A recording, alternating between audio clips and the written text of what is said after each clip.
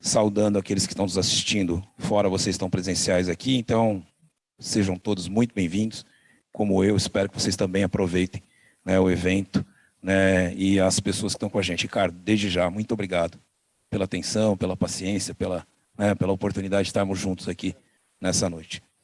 Então vamos lá? Posso começar o digital? Bem, senhoras e senhores, muito boa noite. Meu nome é Evandro César Alexandre dos Santos, eu sou advogado e presido os trabalhos do LIDE em Mato Grosso. Sejam bem-vindos ao Fórum LIDE Mato Grosso ESG.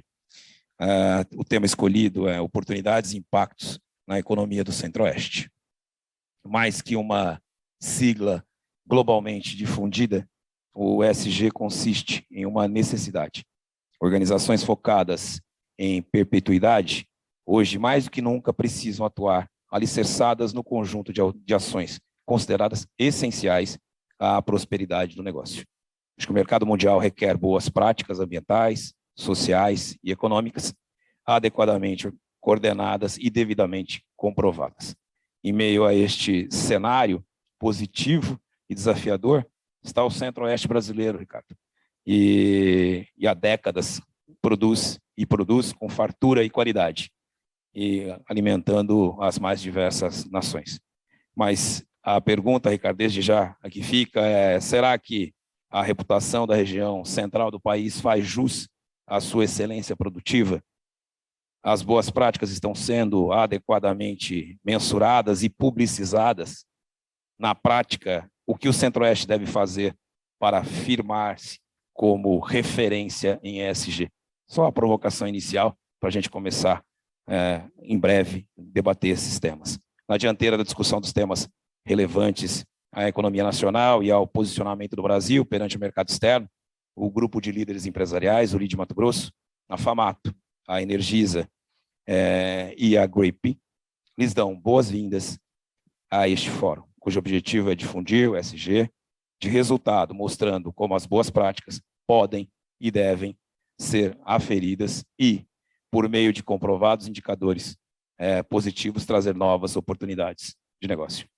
Nesta tarde, noite, já chegando, teremos como palestrantes e painelistas Thelma Krug, vice-presidente do IPCC, Gessner Oliveira, sócio da AGO Associados, Ricardo Assunção, que está aqui ao meu lado, CEO da GRIP, e Ione Anderson, diretora da GRIP. Peço a gentileza de todos que coloquem seus aparelhos em modo silencioso, se for possível, né? E preciso, desde já, agradecer a parceria e a realização desse evento aos parceiros locais, a FAMATO, anfitriã, né, do evento e dessa casa, a Energisa, a GRIP, aos patrocinadores Agroamazônia, Águas Cuiabá, Iguá, o Grupo Canopus, Solar BR e Coca-Cola. Aos parceiros de mídia que nos acompanham desde o início, a Íntegra, ao Livre, a RCE Digital, a TV Centro-América. E aos fornecedores, a Seu Wine, Buffet Leila Maluf e o Hotel Grão Dara. O grupo de líderes empresariais tem mais de 1.700 empresas filiadas, é um dos mais importantes núcleos empresariais do Brasil, tem como atuação todos os estados da federação e uma parte nos continentes pelo mundo. Firmou-se como referência em conteúdo e relacionamento e em fóruns de debate como estes. Convido a todos vocês para que assistam o nosso vídeo institucional, LIDE Global. Quem é LIDE transforma. O LIDE apoiou a aprovação da Política Nacional de Resíduos Sólidos, lei que reformula o saneamento básico brasileiro. Quem é LIDE inova. O LIDE ajudou a criar o Pacto pelo Esporte, um acordo entre empresas patrocinadoras do esporte brasileiro. Quem é LIDE educa. O LIDE colabora com o Instituto Ayrton Senna em projetos de educação que chegam a 1,5 milhão de crianças a cada ano. Quem é LIDE conecta. O LIDE promove a conexão para alavancar relacionamentos, parcerias e novos negócios. Quem é LIDE conquista. Os nossos patrocinadores. O mundo se move muito rápido. Os dias correm como água. Vivemos em um tempo de incríveis mudanças. Temos o poder de transformar o planeta. Essa é a nossa razão de ser. Queremos firmar um pacto com você, juntos em busca de um meio ambiente mais sustentável, unidos pela diversidade, conectados com a comunidade.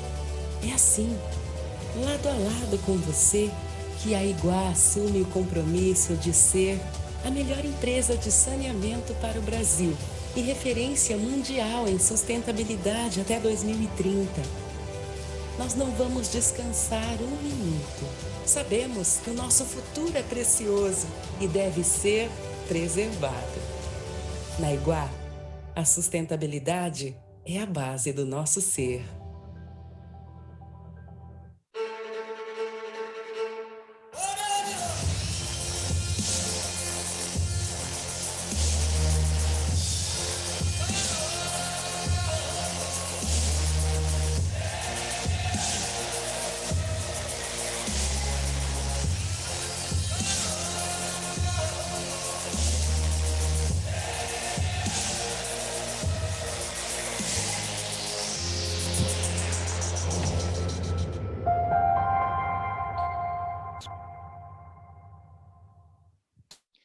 Bem, eu gostaria de convidar o Marcos da Rosa, vice-presidente e diretor executivo da FAMATO, para, em nome da instituição, saudar a todos, dar as boas-vindas e te agradecer desde já, Marcos, né, pela oportunidade de caminharmos juntos aí. Boa noite a quem está pela internet, aos presentes. O Evandro, líder do LID, né, veio trazer para a nossa casa essa proposta que está acontecendo. E esperamos, Evandro, que todos tenham um bom proveito, né, com pessoas se especializando e especializadas nesse assunto, porque é uma nomenclatura nova, onde está se trocando a sustentabilidade por um novo nome de governança social, ambiental. Está vendo essa mudança no mundo, e nós esperamos que, para o Centro-Oeste, pela maneira que nós tocamos a produção agropecuária junto com os parceiros do agronegócio, onde temos condições excepcionais de sustentabilidade ambiental, que o ESG, essa moda no planeta Terra, ela traga realmente oportunidades para nós. Porque nós, talvez, se esse conceito for realmente estabelecido da maneira como estão falando em todos os países do mundo, nós é que temos as condições de compor e ter a oportunidade de valorizar a nossa produção e os nossos negócios. Obrigado a todos, tenham uma boa noite, obrigado aos palestrantes. Obrigado, Marcos. Marcos, você sabe que no caminho do aeroporto para o hotel, o Ricardo me fez algumas perguntas aí relacionadas ao agronegócio. Você já respondeu uma parte delas, né? Vamos provocar mais ele nesse sentido, nessa noite. Bem, nós vamos iniciar os trabalhos, nós viemos aqui para isso, né? E eu gostaria de passar a condução dos trabalhos para o meu amigo Ricardo Assunção, e desde já agradecê-lo novamente por estar aqui conosco. Apresentar brevemente o currículo do Ricardo, e peço licença para fazer de forma breve, Ricardo. Tá? O Ricardo é um empreendedor serial, é isso mesmo, entusiasta por diversos negócios, né, Ricardo? Se move em torno disso, especialista em liderança sustentável, ESG, pela London Business School, do Reino Unido, é referência na área de sustentabilidade ESG, escreveu diversos artigos já sobre o tema, né? Atualmente é o CEO da Grape, tem uma consultoria, que é uma consultoria focada em desenvolvimento de estratégias de negócios, modelos de desenvolvimento sustentável e criação de valor a partir do ESG. Né? Participa do ecossistema único no Brasil, entre ciência e negócios, é membro de diversos comitês de sustentabilidade e autor de diversas obras. Ricardo, a condução dos trabalhos é tua, muito obrigado novamente, por favor. Amigo Evandro, eu que agradeço muito o convite, estou muito honrado de estar aqui com você hoje. É um prazer, a gente não se conhecia pessoalmente, foi um prazer conhecê-lo, e é um prazer estar com todos vocês aqui. Receptividade nota 10 dos cuiabanos, primeira vez que eu estou aqui, e espero voltar tantas outras, né? E fico particularmente feliz de estar aqui no Centro-Oeste falando de um assunto tão importante quanto o ESG, né? Eu vou falar aqui 20 minutos para vocês, para colocar todo mundo na mesma página e a gente conseguir entender a importância disso e como o ESG vai impactar todos os setores e todas as empresas. Tá? Eu vou ligar o meu cronômetro aqui. Vamos lá. Bom, só para vocês entenderem. Alguém sabe o que é esse pontinho aí? Já falei o que é, mas é a Terra. Passou rápido demais. O que chama atenção nessa foto, pessoal, e eu acho que é uma coisa importante a gente saber, é que essa foto foi tirada por uma sonda que chama Voyager 1. É a foto que foi tirada mais longe de toda a nossa história, tá? Aí a 3,7 bilhões de quilômetros quadrados, na borda do sistema solar, quando ela estava deixando o sistema solar. E o que chama atenção é que de todo esse espaço que a gente está vendo aí, a gente só consegue retirar recurso de um lugar. Sabe de onde, Evandro?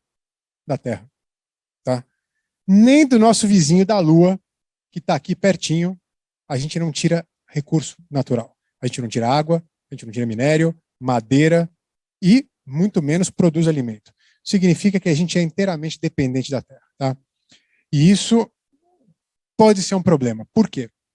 Só para vocês terem uma ideia, tem uma data que chama Earth Overshoot Day, que esse ano foi dia 26 de julho. O que é essa data? Só para vocês entenderem. Se a gente tivesse uma cota de recursos naturais para usar ao longo do ano, que o planeta conseguisse repor para a gente de volta, sabe quando é que a gente acabaria a nossa cota? 26 de julho. Isso significa que de julho até dezembro a gente já está usando a cota do ano que vem, ou seja, está no cheque especial. Então, hoje a gente precisaria mais ou menos de 1,7 terras para atender a nossa necessidade de recurso, que é natural. A economia precisa de recurso. A gente precisa de alimento, a gente precisa de madeira, de minério, de água. E olha como isso vem crescendo. Se vocês derem uma olhada ali, o início da curva é 1970. 2021, né, a gente já está aqui quase metade do ano que a gente passa no cheque especial. Ninguém gosta de ficar no cheque especial, né? Então isso é um motivo de muita atenção. Por que eu estou contando isso para vocês? Porque eu considero que a gente chegou na tempestade perfeita. Tem todo esse cenário que eu mostrei para vocês, de recursos. A gente vem com isso pressionando muito o planeta. Veio a pandemia, tá? Algo que a gente não esperava, um risco que não estava mensurado. De repente veio e afetou a economia, afetou a vida da gente, afetou a forma que a gente se relaciona. Tanto é que esse é um dos primeiros eventos presenciais que eu faço. Isso mostra um pouco a nossa fragilidade e como a gente está suscetíveis a riscos não financeiros. E o ESG tem muito a ver com isso, tá? Há riscos não financeiros, eu vou contar um pouco para vocês. Esse negócio tomou uma proporção enorme. Parece que nasceu na pandemia. Antes da pandemia, ninguém escutava falar de ESG. De repente, ESG tomou jornal, tomou televisão, não só no Brasil, mas fora do Brasil. Pessoal, eu trabalho com isso já há algum tempo, lá na Grape, ajudando as empresas a criar valor com ESG. Eu perdi a conta de quantos pedidos de entrevista a gente teve sobre esse assunto, para explicar o que era, qual era o impacto, é moda, não é moda, vai passar, e se eu não investir agora, o que acontece? Gerou uma ansiedade enorme no mercado, o que não é bom, tá? Porque é tanta gente falando do assunto, que muita gente, você tem gente que fala errado também. Mas a questão é que esse negócio veio forte. E por que veio tão forte, né? Primeiro, porque é uma coisa global, não é um problema do Brasil. Isso começou na Europa, foi para os Estados Unidos e tomou o mundo todo, né? E outra coisa, ele não está em nenhum setor específico. O ESG afeta todos os setores da economia, por diversas razões, que eu vou mostrar para vocês. Então, o agronegócio, no Brasil, ele tem tem os holofotes em cima.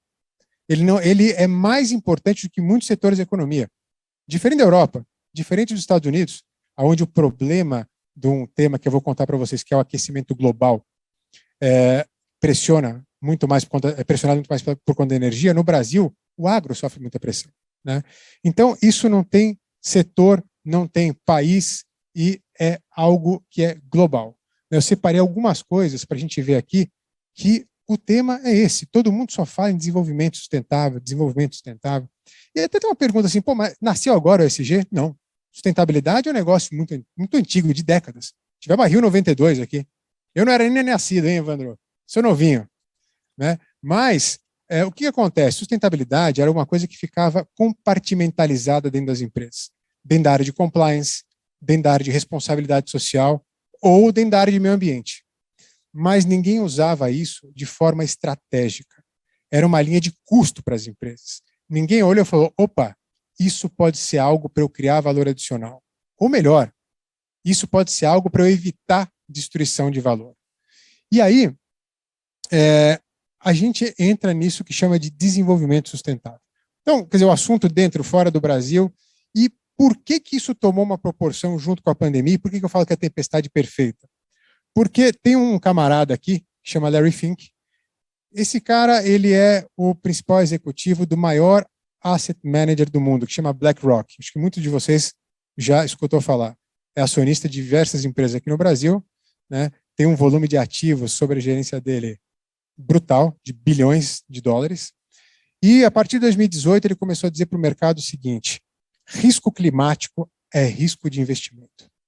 Era difícil entender, né? Como é que o risco climático afeta o investimento, né?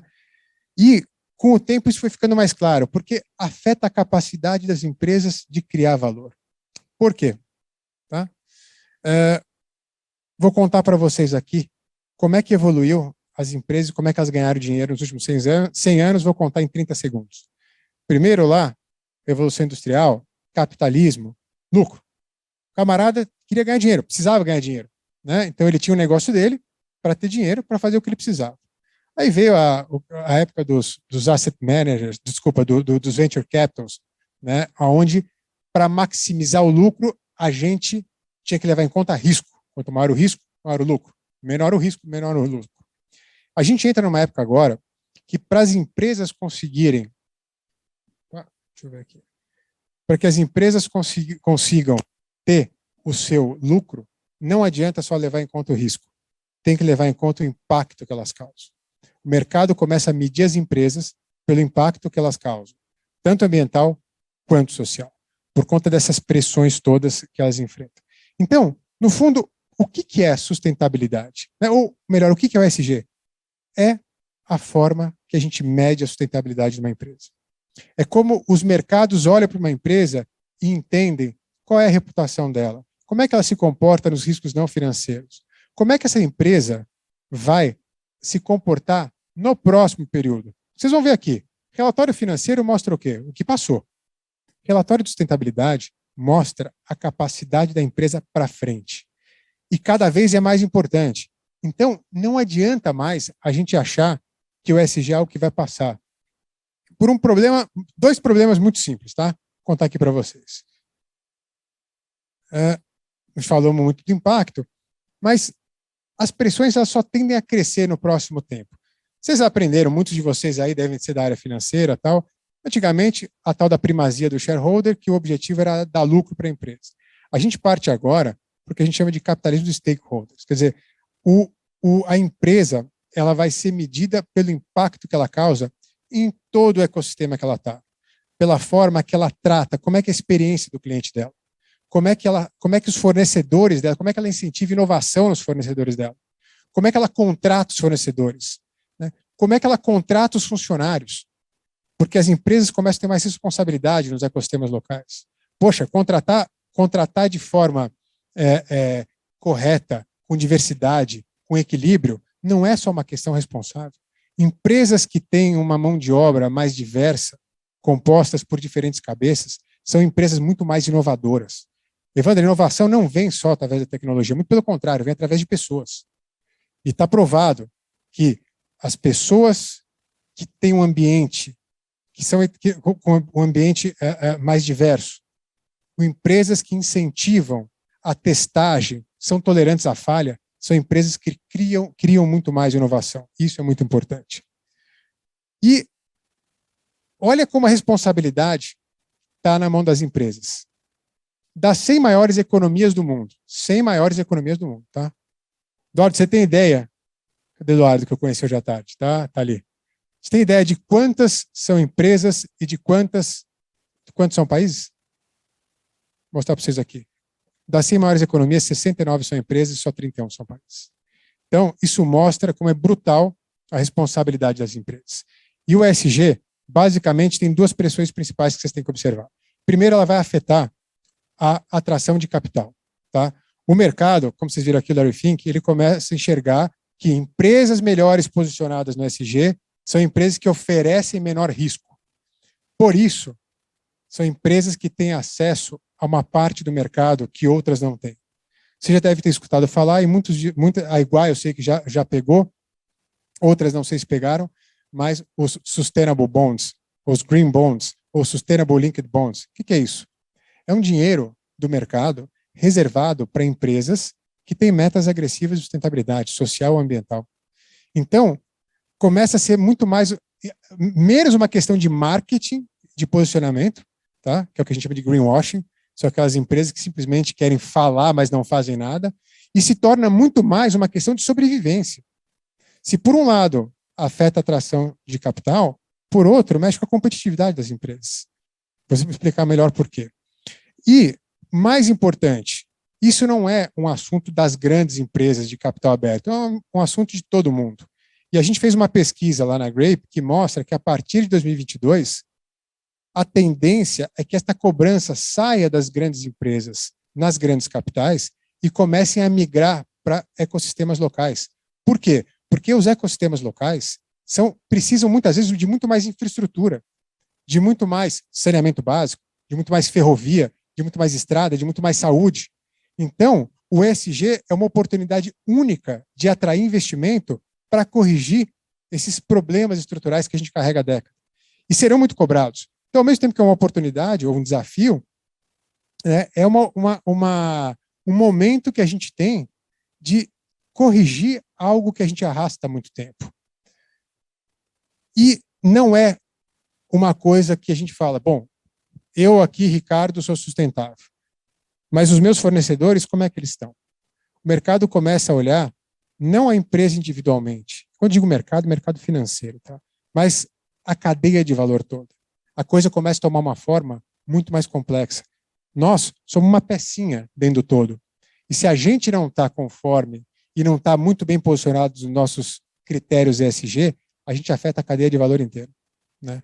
O que acontece? Se eu sou uma empresa que estou ali no quebra-cabeça e olho o outro que está fora, eu vou aumentar minha pressão em cima dele. Então, eu vou obrigar ele também a se movimentar. E vocês vão ver no final, mas ESG, quando a gente mira na sustentabilidade, Evandro, a gente acerta inovação. Porque à medida que você tem que ser mais sustentável, você busca ter processos mais eficientes, você busca retirar menos recursos da natureza, e isso te traz o quê? Inovação, tecnologia, pessoas. Então, o maior ganho de empresas bem posicionadas no ESG é inovação. Isso não vem da noite para o dia, tá? Mas virá. E o que é interessante? Empresas que não se mexerem agora, a gente tem visto que correm o risco de perder competitividade e morrerem no médio prazo. Sabe por quê? A gente está na ponta do iceberg. Muita gente me pergunta, pô, Ricardo, será que daqui 5 anos não vai vir outro ESG? Eu falei, pode vir, mas tem que vir outro planeta junto. Se não vier, não tem o que fazer. Então a pressão ela é crescente, né? Vocês devem escutar falar sobre net zero e uma série de coisas que estão no mundo todo. E tem tudo a ver com isso. Então, só recapitulando, tem a ver com cadeia de valor, gente. Com fornecedor, com a empresa, com distribuição, com o consumidor, né? E aí, tem um tema em tudo isso que pressiona mais ainda o ESG, que são as mudanças climáticas, né? E isso é muito interessante a gente falar aqui do Centro-Oeste. Mudanças climáticas, basicamente, o que é? Empresas ou a economia, ela, na sua atividade, emite carbono e uma série de outros gases do efeito estufa. Vocês vão ter hoje uma oportunidade de escutar a maior especialista do mundo nesse assunto, que é a professora Thelma Krug, e um dos maiores economistas que a gente tem no Brasil, que é o professor Gessner, que vão falar muito sobre esses assuntos. Mas eu vou dar uma palhinha aqui. Então, essas emissões, né, decorrentes da atividade econômica, elas vão para a atmosfera, o carbono, o metano, outros gases, e formam uma espécie de uma bolsa que seguram o calor aqui. E isso começa ou melhor, já está afetando o planeta. E afeta o que aqui, por exemplo? O regime hídrico. E não é que a água fica menor, a água cai de forma inconsistente.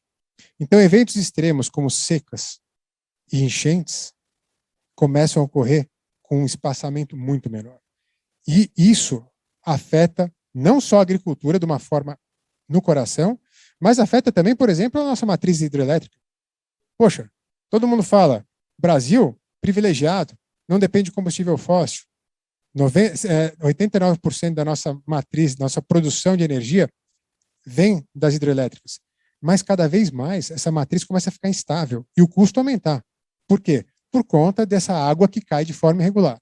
Então, pressionar as empresas para reduzir a emissão e conter mudanças climáticas tem totalmente a ver com ESG. E aqui eu separei isso aqui para vocês verem interessante, né? Quando a gente fala de agricultura, já que a gente está falando de emissão. Aqui são as emissões de alimentos no mundo todo, tá? Olha que interessante. O Brasil, China desequilibra o jogo, sempre. China, ela emite mais, consome mais, mas olha que interessante. Depois de China e dos Estados Unidos, o terceiro maior emissor de gás de efeito estufa para a produção de alimento é o Brasil. E quer que eu fale para vocês? O Brasil tem um dos agros mais sustentáveis do mundo. Nós temos uma regulamentação que nos torna muito sustentável, né? Porém, a gente tem uma pressão muito grande em cima disso. E até tem um palpite aqui. O Brasil, hoje, ele é protagonista na produção de alimento. Mas a gente não tem grife, nós não temos marca. Nós somos o novo rico na festa. Um amigo meu fala muito isso. Não vou citar o nome aqui, mas todos vocês conhecem ele. Ele fala, pô, Ricardo, imagina uma festa, todo mundo black tie. Estados Unidos, a Holanda, a Europa, lá, outros países da Europa, até a China. Aí vem um cara correndo de bermuda e pula na piscina. Os caras falam, quem é esse cara? É o Brasil. Foi convidado para a festa? Foi. Está produzindo pra caramba, né? Só que o mundo não gosta. Então, cada vez mais a gente precisa melhorar a imagem do nosso agro, né? Fazer com que, além da gente ter boas práticas, a gente consiga divulgar práticas. E aqui eu posso contar melhor para vocês, mas essa listinha aqui é o que o mundo vai cobrar do nosso agro, da nossa cadeia produtiva. É o que a gente chama de materialidade. Porque se vocês pensam que não tem um guia de como implantar ESG na empresa, tem, né? Você consegue hoje, empresas como a minha, como a Grape, o que a gente faz? A gente olha as empresas, entende como elas estão, escolhe aonde atuar, porque os recursos são finitos. Ninguém tem dinheiro infinito. Eu não tenho, você não tem. Então a gente precisa escolher muito bem aonde pôr o dinheiro, e esses pontos que a gente escolhe são aqueles pontos materiais que farão a diferença. Para explicar em poucas palavras, na minha empresa de consultoria, não adianta eu querer minimizar a emissão de carbono. Eu não tenho maquinário, eu não uso combustível fóssil. Para mim é muito mais material atuar no capital humano, melhorar a forma que eu contrato, é isso que o mercado vai enxergar. Uma empresa de saneamento, por exemplo, que enterra concreto, não é dos maiores emissores, mas com certeza o mercado vai falar, escuta, qual é o teu plano de redução de emissão, né? Você vai querer ser net zero ou não vai? Só que daria uma outra discussão enorme. E até fico à disposição, meu amigo. Fui tão bem recebido aqui que volto de novo para a gente debater sobre o mercado de carbono, que é um tema que nós vamos falar muito daqui para frente, porque significa o quê? Dinheiro no caixa das empresas. Tenho mais 7 minutinhos aqui. Então, olha que interessante aqui, só para corroborar o que eu falei lá. Aquilo lá é a matriz global de emissões, né? Olha ali, ó. O maior problema de emissão está em energia. Dá para vocês verem ali, né? É a agricultura e o verdinho. Quando a gente explode para o Brasil, cadê o Brasil aqui? Eu não estou conseguindo ver. Alguém está vendo o Brasil aqui? Brasil azulzinho. Ó, então, se vocês olharem, ó, China, eletricidade. Isso aqui é Estados Unidos, eletricidade. Olha o Brasil ali, ó. Agricultura. O mundo olha isso. Não sou eu que estou dizendo. Então, a pressão é muito grande, né? E a gente tem que tomar muito cuidado com isso. A outra pressão que a gente falou lá de competitividade é essa aqui, turma. A gente está passando pela maior transferência geracional de todos os tempos. A turma que a gente chama de millennials, que é quem tem entre 20 e 40, são pessoas que têm o propósito pessoal muito alinhado com o propósito profissional. São pessoas que valorizam produtos que agridem menos o meio ambiente. São pessoas que valorizam empresas que contratam de forma correta, que são éticas. E essa turma hoje só consumidor. Sabe o que vai acontecer em 2025? Além de consumidor, eles vão ser 70% da força de trabalho, vão ocupar lugar de gestores nas empresas e mais, vão ser as pessoas que decidem para onde vai o dinheiro. Só aumenta. E eu não chamo que... não é que o problema só aumenta, o desafio só aumenta. E a gente está aqui para debater as soluções. Mídia social nem se fala, pessoal. Quero falar isso para vocês que é importante. Não dá para a gente falar, pô, então vamos falar que a gente é ESG, que a gente faz um monte de coisa. Na era que a gente está hoje, das mídias sociais, nada esconde embaixo do tapete. Tudo acontece em tempo real. Então, as coisas boas também afloram e as coisas ruins também. E reputação, que é o que o ESG mede, porque empresas bem posicionadas em ESG normalmente têm melhor reputação e menos risco. Então, as mídias sociais são um aliado, mas também são um desafio tremendo para aquelas empresas que não fazem certo. Normas sociais, que a gente já falou bastante, e a parte de regulamentação. Hoje, não tem nenhuma regulamentação que exija das empresas serem ESG. Vai ter em breve, tá? Eu, inclusive, participo de muitas discussões. Ontem tive uma discussão com o professor Gessner na GV, na FGV, falando sobre o mercado de carbono, né? Então, as regulamentações vão vir e virão muito rápido. A gente precisa se preparar agora. E aqui tem as ODS. Para quem não conhece, as ODS são 17 Objetivos de Desenvolvimento Sustentável, são balizadores que as Nações Unidas criaram para orientar um pouco o mundo para onde a gente tem que ir, né? A gente tem alguns prazos aí, que é o quê? O mundo, para não dar besteira, e a professora Thelma vai falar mais para vocês, a gente tem que zerar as emissões líquidas até 2050. Né? Porque o custo que a gente terá se a temperatura subir mais que 2 graus é muito, muito maior do que o custo para combater o aumento da temperatura. Só para você ter uma ideia, Evandro, se a gente não fizer nada, vamos parar de agir hoje e deixar as emissões livres. Mais ou menos 30% das empresas europeias, segundo o estudo do Banco Central Europeu, vão ficar inadimplentes em uma década. Não vão ter dinheiro para pagar, porque à medida que você tem esses eventos extremos acontecendo de forma muito mais rápida, à medida que você tem elevação do oceano, afeta áreas litorâneas, à medida que você tem derretimento das camadas polares, libera outros vírus que estão lá dormindo há muitos e muito tempo, a gente começa a criar riscos que a gente não mede. Os prêmios de seguro vão subir na lua. Então, a gente tem que começar a agir agora. Para não me delongar muito mais aqui, pessoal, e gastar os meus 3 minutos. Esse ano, eu falo que é a agenda do clima. Começou no começo do ano com o fórum dos líderes lá com o presidente Biden nos Estados Unidos. E o mês que vem a gente tem um dos eventos mais importantes de todos os tempos, que é a COP26. Todos vocês devem ter escutado falar, no mínimo em jornal, sobre o Acordo de Paris, sobre a COP26, sobre a discussão. O Acordo de Paris é o acordo que foi feito lá em 2015, com algumas regras de como a gente conter esse aumento da temperatura. E um desses artigos que estão lá no meio do Acordo de Paris é o item número 6, artigo 6 do Acordo de Paris, que fala sobre regulamentar o mercado de carbono. Né? Hoje, a gente taxa como zero, né, carbono. Empresas que emitem, elas até podem neutralizar, elas até podem comprar crédito de carbono, mas no balanço, quanto ele custa? Zero. Isso é o maior passivo oculto que as empresas podem ter. Sabe por quê?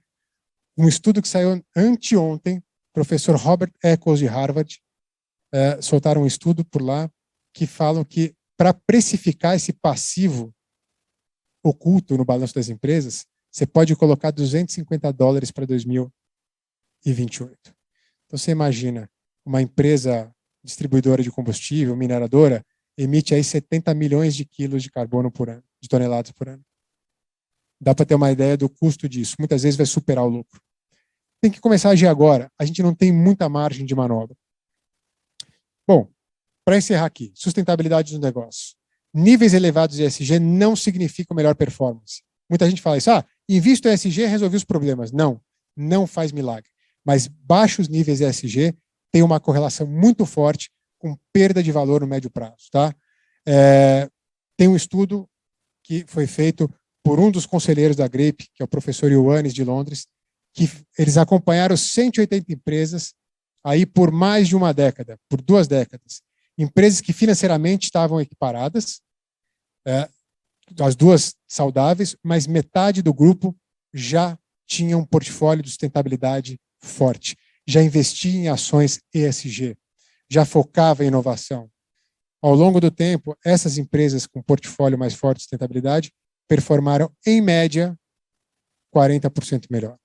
Então, é algo que é real, não é algo que a gente precisa supor, já tem resultado.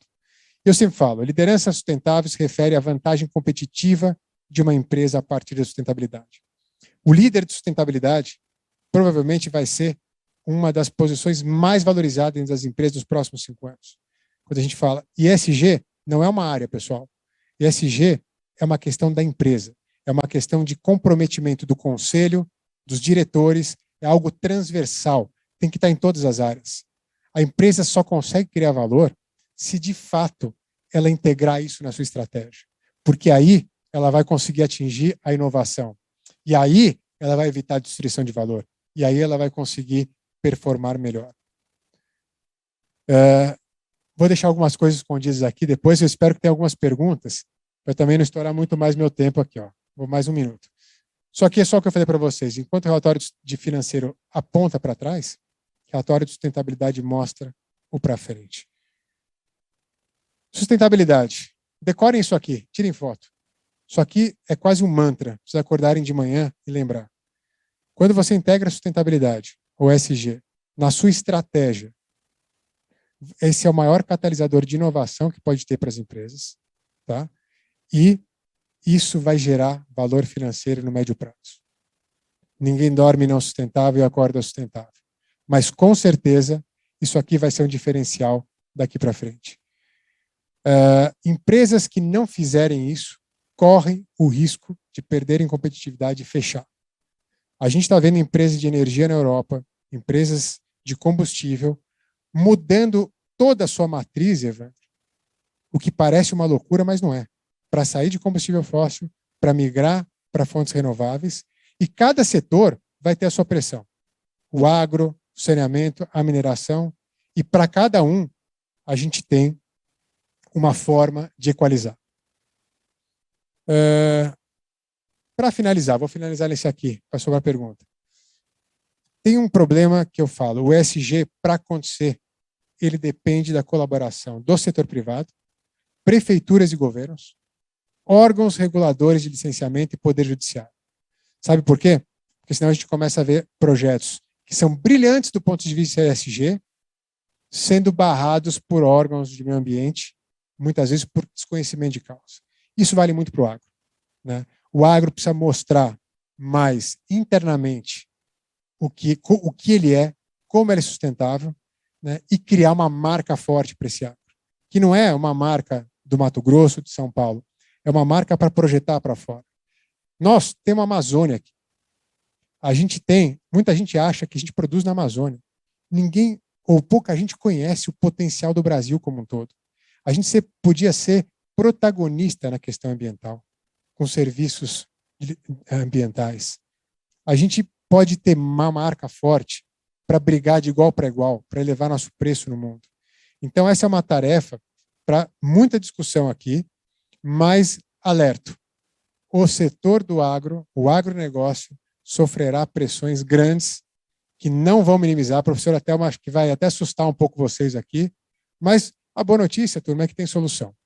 E a gente está aqui para ajudar vocês, orientar, conversar, discutir e tomar vinho, como o vinho que eu ganhei hoje do meu amigo. Fiquei muito contente. Chegando em São Paulo, vou tomar ele com a minha esposa, viu? Vou parar por aqui. Muito obrigado. Depois a gente entra no debate aqui.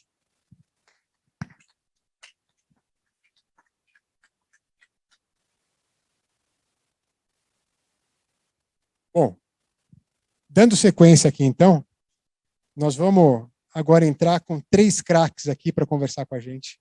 E olha, vocês são privilegiados. E eu falo, que bom que deu certo da gente estar aqui com a professora Thelma Krug, que é vice-presidente do IPCC.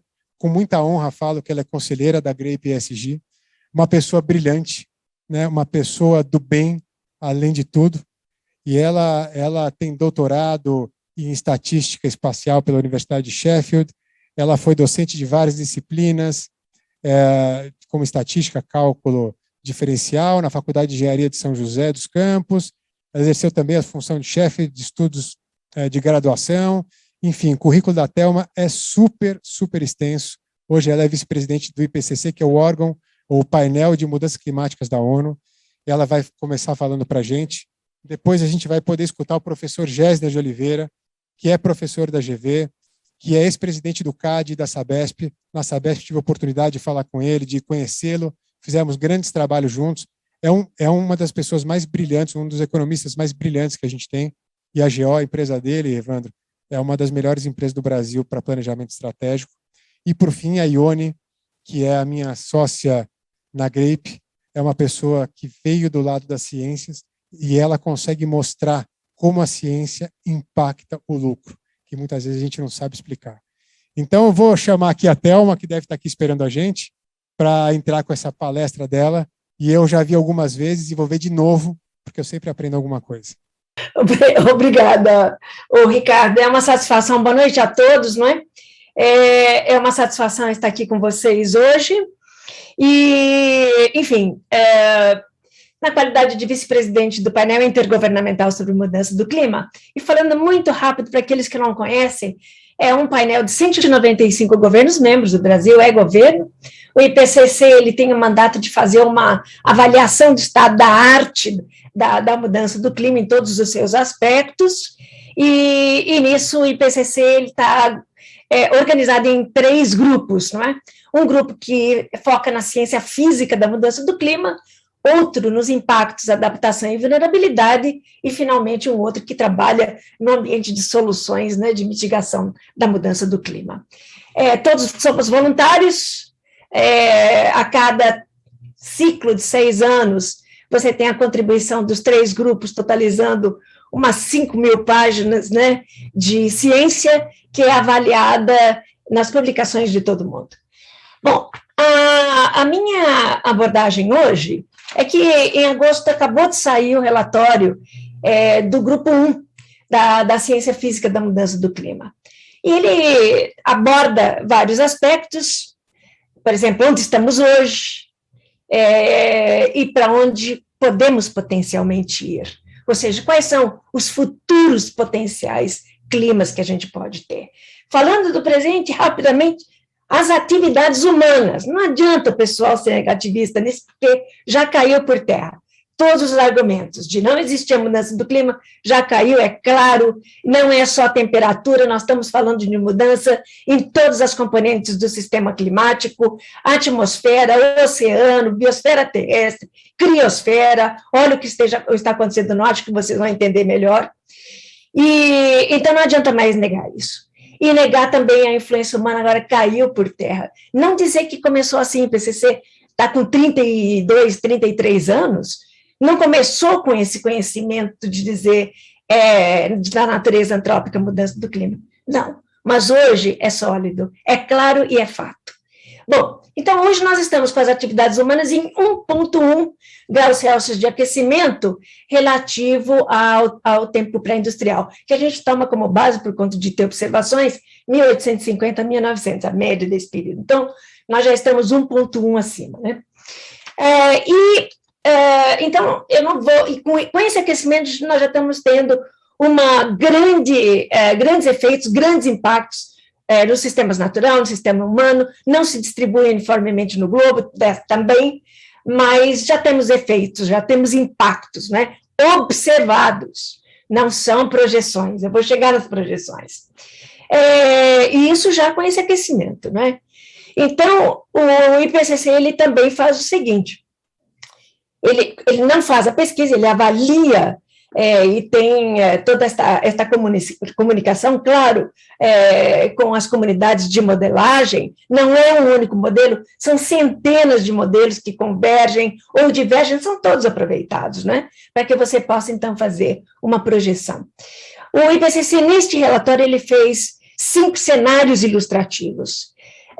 Ele não pode prever o futuro, mas ele pode montar cenários, por isso que eu digo que são ilustrativos, e, nesse caso, apoiado em cenários socioeconômicos. Então, por exemplo, como é que a população vai aumentar, a questão do avanço da tecnologia, a questão da inovação, a questão de quanto de mitigação se faz, enfim, ele vai trabalhando nesses diferentes cenários e vai, então, projetando o futuro. Eu vou mostrar esses cenários para vocês, compartilhando, então, aqui a minha tela, né?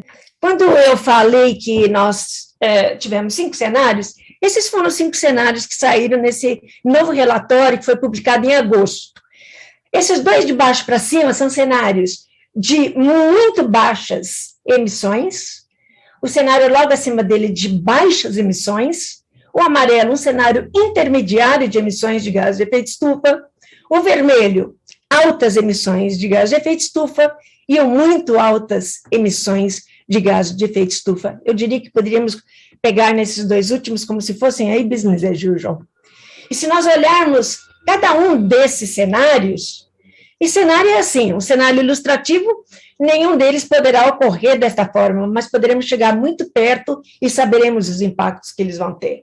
Por exemplo, esse cenário de muito baixas emissões, se nós pegarmos, por exemplo, num período, vamos pegar já de longo prazo, no período de 2081 a 2100, chegando aí no final desse século, o que se espera de aquecimento? Falei que nós estamos em 1.1. Espera-se que, numa melhor estimativa, esse cenário primeiro de baixas emissões, nós cheguemos a 1.4.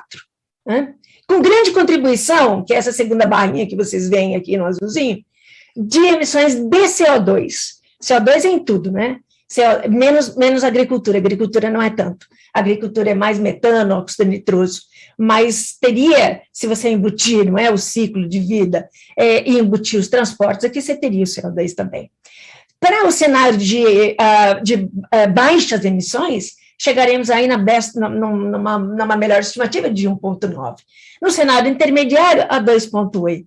No cenário de altas emissões, a 3,7 graus Celsius. E no cenário de muito altas emissões, 4,3 graus Celsius. Vamos ver o impacto disso? Aqui. Isso aqui é a distribuição do aumento da temperatura, né? Média global com 3 níveis de aquecimento. 1,5, que é o primeiro, 2 e 4 graus Celsius. Então, se você olhar, você vai ver que esse aquecimento ele não está distribuído de forma uniforme. E dá uma olhadinha com uma preocupação enorme com o que está acontecendo na parte mais norte do hemisfério norte, que é aquela parte que está parecendo mais escura. Ali que está o Ártico, a Groenlândia, etc. Então, você vê que por isso que nós estamos tendo todos esses impactos, né? Do derretimento das geleiras, da perda da massa de gelo do mar Ártico, e por isso que nós estamos tendo, nesta última década, a maior taxa de elevação do nível do mar, né? Que agora ficou preocupante, agora começaram a sair alguns estudos, inclusive, do impacto que isso pode ter na nossa costa, né? E olhando para 2 graus e para 4 graus, vocês veem que a diferença é enorme. Agora, o que preocupa, na minha visão, é o que está acontecendo na região centro-oeste. De todo o Brasil, aqui da América do Sul, a região de Moções aqui, você está vendo que ela está sendo, mesmo num cenário de 1,5, ela já é mais afetada, né? E agora, se a gente passar para a precipitação, e aqui é diferença percentual, para os 3 cenários, né, de 1,5, 2 e 4 graus Celsius. E você nota novamente que a questão que o centro-oeste, não é? Região norte, centro-oeste, nordeste, ela acaba sendo aqui mais afetada do que outras partes do país. E isso traz uma preocupação, porque isso já acontece com 1,5, e vai piorando com cenários, claro, de maior aquecimento. Mas isso não era novidade, porque a Embrapa também fez um estudo em 2019 que já mostrava também um déficit de água, né? Que também está relacionado à questão de preocupação. Então, se nós olharmos onde é que esse déficit acontece com um déficit maior, né, ou muito maior, que é aquele marrom mais escuro, a gente vê aí que vamos dizer, o cinturão não é muito diferente daquele que o IPCC está dando também para precipitação e temperatura. Agora, esse relatório do IPCC, ele foi interessante porque ele não entrava muito nos aspectos regionais, ele deixava isso para os grupos de trabalho 2 e 3, né? Mas neste relatório em particular, 1/3 dele foi reservado para estudos regionais, né? Então, para a América do Sul, e a gente olha também que ele não pega a América do Sul como um todo, ele pega basicamente sub-regiões, 7 sub-regiões aqui na América do Sul, e é onde nós estamos aqui com a região dos Monções, né? Essa SAM. Então, eu peguei alguns resultados, tem muitos resultados, né? Mas tem uma alta confiança, porque o IPCC, quando ele faz a avaliação da literatura, e para este relatório que saiu em agosto, foram avaliados e estudados 14 mil publicações científicas, né? Por 230 autores que trabalharam 4 anos e meio a 5 anos nesse relatório. E aí, então, eu vou dar só umas pinceladas, particularmente para a região dos monções também. Então, alta confiança de que a estação da monção atrasará na América do Sul. Isso implica também que isto poderia, então, retardar a questão do calendário agrícola, né, da região, porque depende da precipitação. O próximo ponto seria que essa precipitação extrema, inundações fluviais, aumentarão em muitas regiões ao redor do mundo, e isto com alta confiança, e esses aumentos das inundações fluviais são esperadas na região de Monções e no sudeste da América do Sul. As projeções, elas apontam para um aquecimento virtualmente certo, aí já quase que você já não tem, a probabilidade é quase 1 aqui, né, em várias regiões, com os maiores aumentos ocorrendo na bacia amazônica. Um outro bullet que eu pus, o aumento na temperatura dos dias mais quentes é projetada para algumas regiões de latitude média ou regiões semiáridas e a região do Monção da América do Sul, que será 1,5 a 2 vezes a taxa do aquecimento global. E mais 3 bullets, que seria essa tendência de aumento na temperatura média e temperaturas máximas e mínimas extremamente quentes para a América do Sul, e particularmente para as sub-regiões, e aí entra novamente SAM, não é? Que estaria aí mais nessa nossa região centro-oeste. Próximo, em termos de precipitação extrema e inundações fluviais aumentarão em muitas regiões ao redor do mundo, não sei se eu já tinha falado desta, mas aumento das inundações fluviais são esperadas na região de Monções. E as projeções apontam para um aquecimento virtualmente certo em várias regiões com esses aumentos maiores, então, na bacia amazônica. Bom, com isto eu interrompo aqui meu compartilhamento, volto aqui para vocês. Bom, o Ricardo tinha falado, né, do zero líquido, né? Esses 2 cenários, o de baixa e muito baixas emissões, que são os 2 azulzinhos, né, que estão ali, a gente só consegue chegar neles se por volta de 2050, para o 1,5, for atingido o zero líquido de CO2. Eu deveria ter mostrado, mas e vocês podem perguntar, mas o que acontece se não se conseguir zerar todo o CO2? Nós estamos falando de zero líquido global. O que é o zero líquido? Emissões contrabalanceadas por emoções, né? Então, você já está entrando aí com uma questão de... mesmo nos fósseis, você tem captura e armazenamento de CO2 e assim por diante. Então, você, quando zera, e por 1,5 é por volta de 2050, ele entra dentro de uma faixa de emissões negativas, para contrabalancear o residual do CO2. E aí você me pergunta, mas como é que a gente pode ter emissão negativa? A emissão negativa só vai ser atingida se você tiver remoções de CO2 maiores do que emissões de CO2. Esta condição do zero líquido, ela é para o CO2.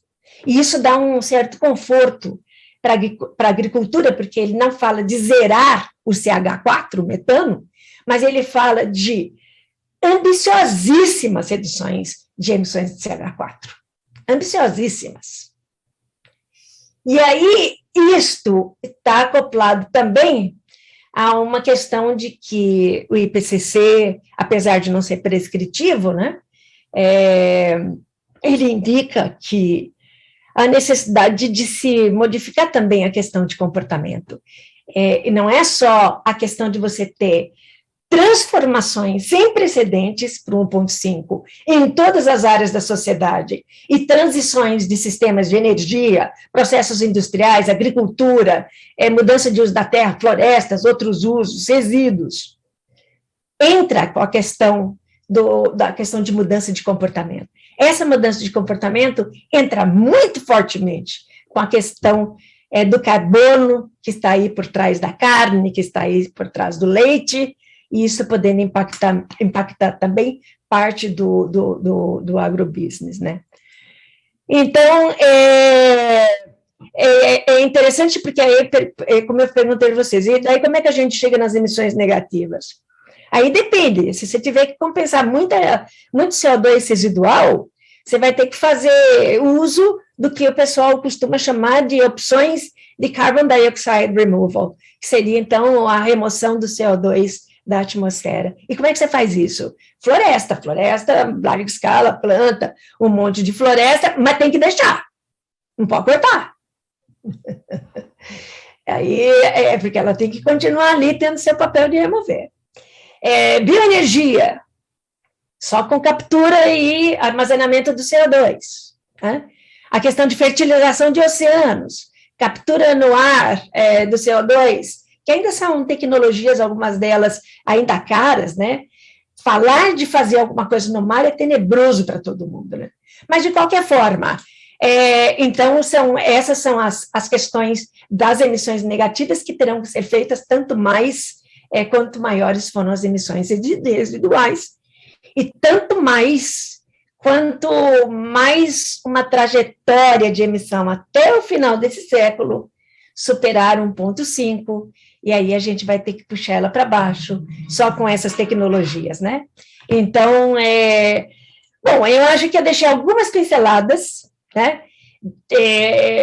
Nós, cientistas brasileiros, ficamos preocupados, né, com essas projeções, esperamos que o mundo consiga ir para uma trajetória que não sejam, no mínimo, as duas últimas, né? E que já vai fazer um mal danado, mesmo se ficar na do meio, que seria aquelas emissões intermediárias. E com isso, Ricardo, eu paro por aqui, que eu tenho certeza que o Gessner vai querer complementar fantasticamente tudo que nós já falamos até agora. Muito obrigada. Thelma, mais uma vez, muito obrigado, e eu espero que daqui a algumas décadas o pessoal que está aqui não fale, putz, bem que a Thelma falou aquele dia lá atrás, naquele jantar. Uma questão, o Gessner é testemunha. Eu dei aula lá no curso dele, ele falou, olha, eu não ouso falar nada, porque a cada relatório do IPCC, onde ele faz essas projeções, dá tudo certo, e ele estava apavorado. Ele diz, eu não ouso duvidar do IPCC. E eu também não. O que o IPCC consegue fazer de um relatório para outro é aumentar a sua confiança. E aí é que vem o problema. Pronto, termino por aqui. Muito obrigado mais uma vez. E é sempre um prazer escutar você falar. É uma aula nobre da gente ter aqui e ter informações tão relevantes que afetam, aqui no nosso caso, o Centro-Oeste, e provado pela ciência, né? Não é um achismo, mas é algo que veio através de estudos, né? Então, obrigado mais uma vez. Vou convidar o Gessner, então, para dar uma palhinha aqui, um pouco sobre a economia e como o clima pode afetar o setor do agronegócio. O Gessner tem uma área de estudos na empresa dele, na GO, que só trata de agronegócio. Gessner, vamos ver se a gente acha você aqui na tela. Muito boa noite a todos, muito boa tarde, boa noite, Ricardo, Evandro, todos que nos acompanham aqui. Que satisfação ouvir o Ricardo, ouvir a Thelma, ter a presença da Ione aqui, é uma satisfação enorme. Eu tenho o benefício de já ter assistido essas duas exposições fantásticas, não vou fazer uma apresentação, mas vou me valer de algumas informações que foram colocadas aqui para fazer algumas conexões com a economia. 3 pontos. Primeiro ponto, gostaria de lembrar aquela observação do Ricardo acerca do custo para as empresas de uma mudança climática e o custo que isso pode acarretar, né?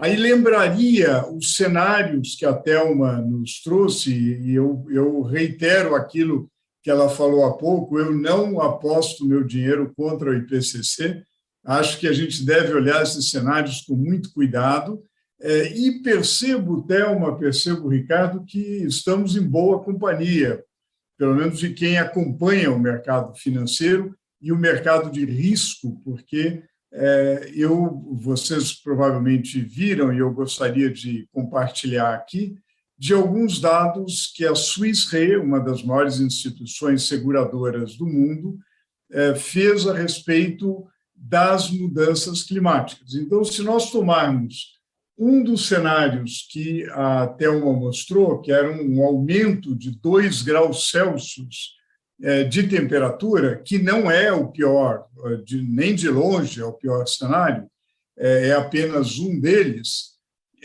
eu queria chamar a atenção para o fato que o impacto sobre o PIB global, o Produto Interno Bruto do mundo, se nós comparamos com não haver mudança de temperatura e essa elevação de 2 graus, dá um impacto de uma queda de 11% na economia mundial.